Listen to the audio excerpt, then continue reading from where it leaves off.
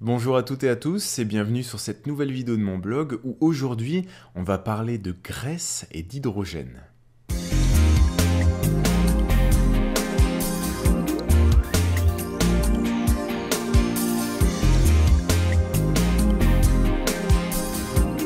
Alors cette vidéo vient un petit peu à la suite d'une autre vidéo que vous pouvez retrouver un peu plus au début de mon blog, la vidéo qui parlait des fameuses pommes de terre OGM qui servaient à fabriquer du papier.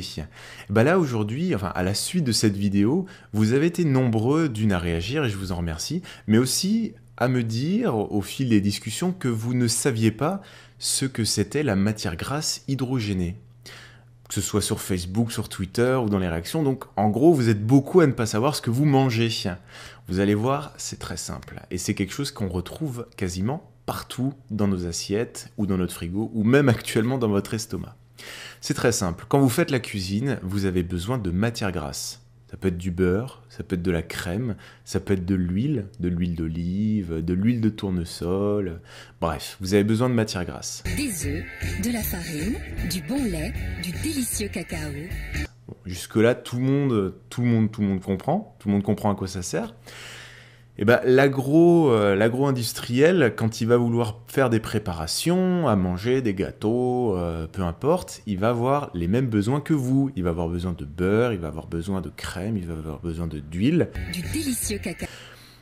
Le seul souci, c'est que l'agro-industriel, lui, il a d'autres proportions. Il produit en masse, il produit pas forcément au même endroit que là où il vend ses produits. Donc à partir de là se posent plusieurs problématiques.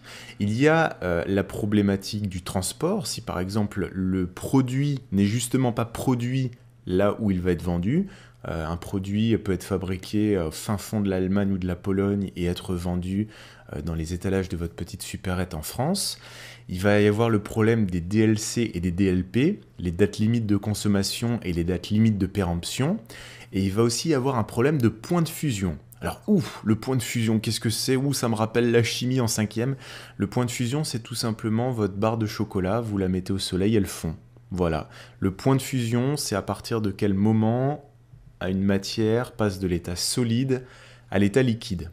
Donc, si l'industriel doit utiliser des matières grasses qui ont une date limite de consommation très courte, qui ont un point de fusion très bas, et ben il est obligé de réfrigérer son transport, il ne peut pas faire de stock vu que les dates de consommation sont très courtes, donc ça lui pose beaucoup de soucis. Et ben l'agro-industriel, il a eu une super idée et ça fait depuis 50 ans qu'il l'utilise. C'est une idée qui a été développée aux alentours des années 1900. D'ailleurs, la personne qui a trouvé cette idée a reçu le prix Nobel de chimie en 1904 ou 1906. Le procédé, il est très simple. Ça permet de modifier la structure moléculaire d'une graisse, peu importe laquelle. En modifiant sa structure, on rend cette graisse plus résistante et on modifie son point de fusion. Qui dit plus résistante dit date de consommation beaucoup plus longue. Donc, date limite de consommation plus longue. Le point de fusion, il est plus élevé. C'est-à-dire que la graisse passe de l'état solide à l'état liquide. Il faut beaucoup plus de chaleur que naturellement. Donc, à partir de là, il peut faire un stock, il peut produire loin. Il n'a pas besoin de forcément faire gaffe au transport, d'avoir des températures réglementées, tout ça. Il y gagne, ma foi, c'est super, on se dit c'est cool, il économise des sous, ça fait baisser le prix des produits, nous on peut mettre nos M&M's dans la poche et partir toute une journée et ils vont pas fondre, d'ailleurs ça vous a jamais étonné, moi non plus, mais c'est vrai que jusqu'à présent je me dis bien, c'est quand même dingue, tu mets des bonbons dans ta poche, il fait au moins 35 degrés, ça fond pas. Du bon lait, du délicieux cacao. On va pas me faire croire qu'il y a que du chocolat là-dedans. Donc, à partir de là, on se dit tout le monde y gagne.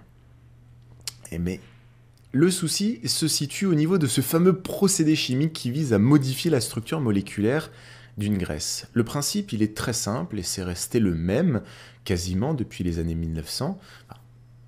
Les techniques ont bien sûr beaucoup évolué, ainsi que les volumes, mais grosso modo, ça reste le même procédé. On prend notre matière grasse, de l'huile par exemple, on la met dans un catalyseur, donc on va se dire c'est un gros four dans lequel on expose la graisse à des métaux plus ou moins toxiques, c'est-à-dire du cuivre, du nickel, de l'aluminium. On rajoute de l'hydrogène et on chauffe le tout à 200 degrés. Voilà, c'est fait, la magie est opérée. La structure moléculaire de la graisse en contact du métaux plus ou moins toxique et de l'hydrogène vont faire que la matière grasse va devenir hydrogénée. Et à partir de là, elle va être moins périssable et son point de fusion va être modifié. Voilà, c'est aussi simple que ça. Donc c'est quelque chose, vous l'aurez compris, parce qu'on se dit, bon, bah, on expose d'un truc qu'on va manger à des métaux toxiques à 200 degrés et avec de l'hydrogène, bah ça va pas faire des fleurs. Si les fleurs qui bordent les chemins se fanaient toutes demain. Donc à partir de là, ça donne une matière grasse très très bonne pour le portefeuille de l'agroalimentaire, mais très très mauvaise pour votre santé, pour notre santé à tous.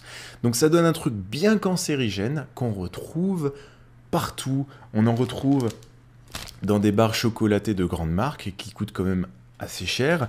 On en retrouve dans des gâteaux de marques de distributeurs. On en retrouve dans des plats cuisinés. On en retrouve beaucoup, tout ce qui est sauce, crème, des petits trucs qu'on aime. Voilà, le goût, il se fait pas comme ça. On en retrouve partout, jusqu'à dans les produits cosmétiques, et notamment ceux qui sont très très chers. Donc, on en mange, on s'en tartine le corps. Vous vous doutez bien que quand il y en a partout et à très forte dose, ce sont des matières qui, au fil du temps, ne vont pas faire du bien à l'organisme. Ça va pas faire pousser des fleurs à l'intérieur de vous.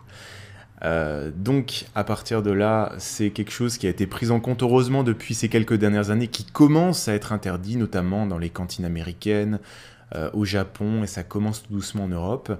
Il faut savoir que des matières grasses hydrogénées, vous en retrouvez même jusqu'à dans les produits bio. Et là, tous les bobos sautent de leur siège. Quoi? Moi, de la graisse dans mes produits bio? Oui, oui, messieurs, de la graisse dans vos produits bio. Ce n'est pas parce que vous avez un joli pingouin sur l'image de la petite boîte que forcément ça va. On fait ça avec des fleurs. Donc, on en retrouve vraiment partout. Et puis, il faut être curieux. Il faut retourner de temps en temps l'emballage d'un produit qu'on trouve bon ou qu'on se dit, tiens, qu'est-ce que je mange finalement? Pourquoi pour faire des gâteaux tout cons, on a besoin d'une liste d'ingrédients de 5 ou 7 lignes où la moitié, on va pas comprendre. Et c'est peut-être à ça que vous pouvez reconnaître quels sont les bons et les mauvais produits. Voilà, si quand vous regardez les ingrédients, vous avez la moitié que vous comprenez pas et qu'à la base, le produit, c'est un truc tout con, vous vous demandez pas s'ils font ça avec des fleurs. Voilà, donc bon, je suis pas là pour vous dire qu'est-ce qui est bien ou qu'est-ce qui est pas de faire, je suis plus là pour vous expliquer quelque chose que j'ai trouvé très intéressant de savoir et qui modifie petit à petit mon comportement et j'espère peut-être le vôtre. Passez une très bonne soirée et un très bon appétit, essayez de trouver un équilibre entre le plaisir et la santé et passez une très bonne soirée. Ciao.